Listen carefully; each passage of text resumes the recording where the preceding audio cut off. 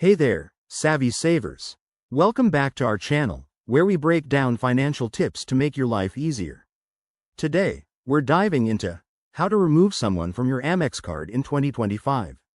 Whether it's an ex-partner, a family member who's moved out, or just a change in your financial setup, removing an authorized user from your American Express card is a smart move to maintain control over your accounts.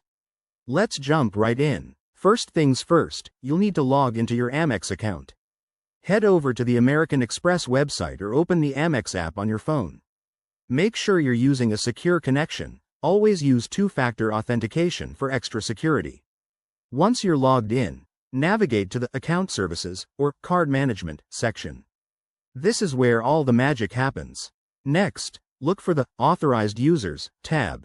Here, you'll see a list of everyone who's currently linked to your card. Select the person you want to remove by clicking on their name or profile.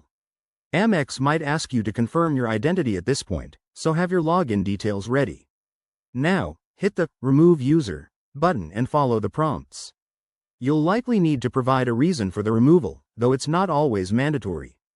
After you confirm, Amex will process the request, which usually takes just a few minutes to a couple of hours.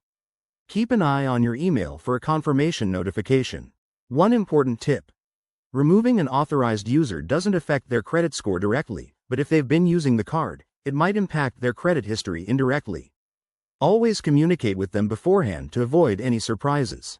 In 2025, Amex has made this process even smoother with updated interfaces, but remember, policies can change, so double-check the latest guidelines on their site.